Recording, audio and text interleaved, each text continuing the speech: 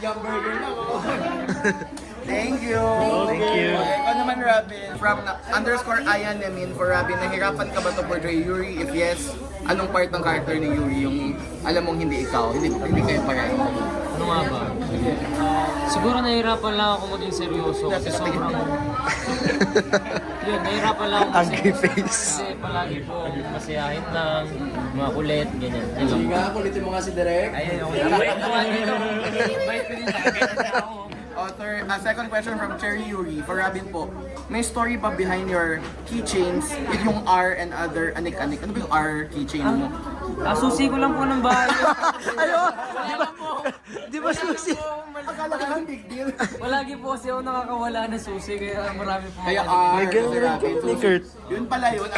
Akala naman may sad story or whatever. Okay, okay. That ginawa mong dramatic. Sayang. Ang daming curiosity from him underscore Aya02 last question.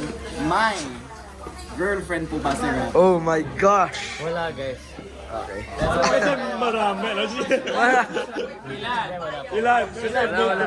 Boyfriend siya ng bayan, so pwede nyo siyang maging boyfriend. Ano yung ideal type mo?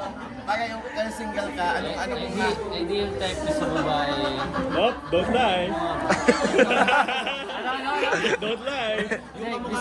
Ako yung gusto ko yung kamukha ko, singkit, tapos mabait. Oh.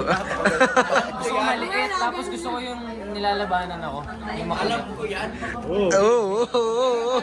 Parang JJ talaga. Sa pakiwan You know, I think you have a name. JJ.